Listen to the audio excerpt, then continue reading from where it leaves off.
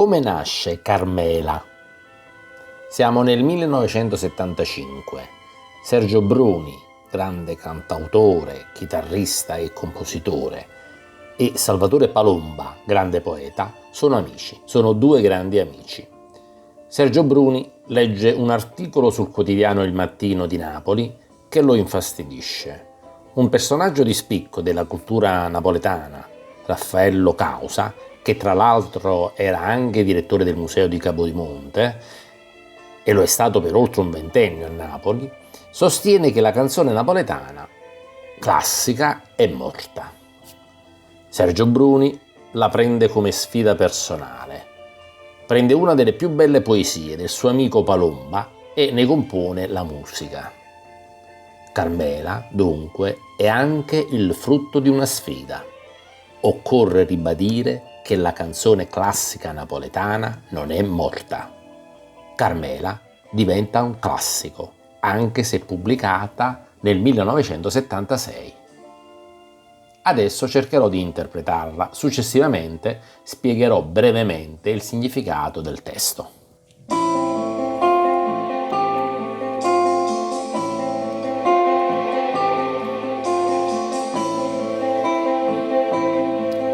Sto che nera non fornisce mai,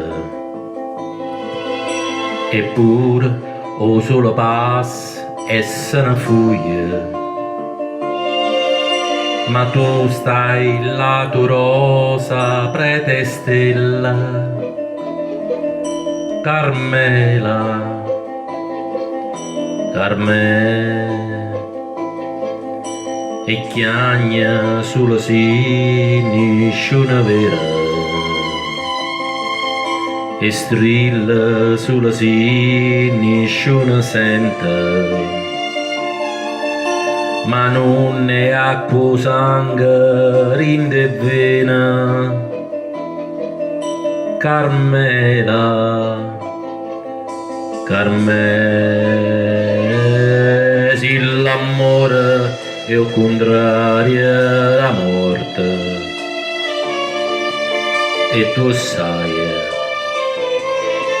si rimane è soltanto speranza, e tu sai, non mi può far aspettare fine di mano.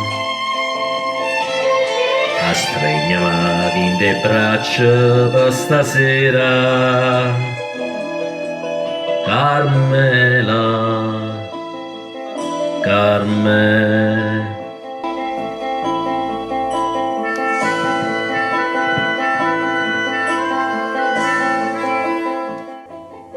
Questa poesia è rivolta ad una donna, Carmela, che vive in un vicolo buio e di cui si innamora il poeta, che vorrebbe portarla via ma non ha il coraggio di disturbarla.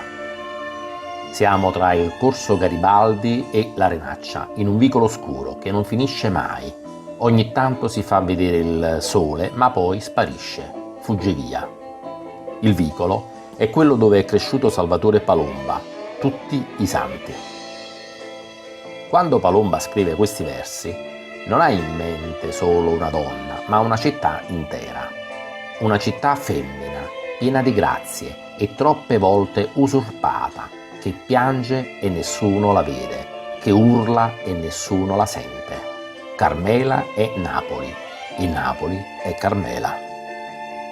Carmela, la ragazza, ha lo sguardo fiero di rosa, pietra e stella, che lascia folgorato il poeta. Ma lo stesso verso che recita «Tu rosa, prete, stella» raffigura i vari aspetti di Napoli. La rosa simbolizza la dolcezza, l'amore, la sensibilità del popolo napoletano, il lato umano ed emotivo. La pietra è il suo lato duro, testardo, a volte maledetto, che trascina in basso. La stella è la smisurata bellezza.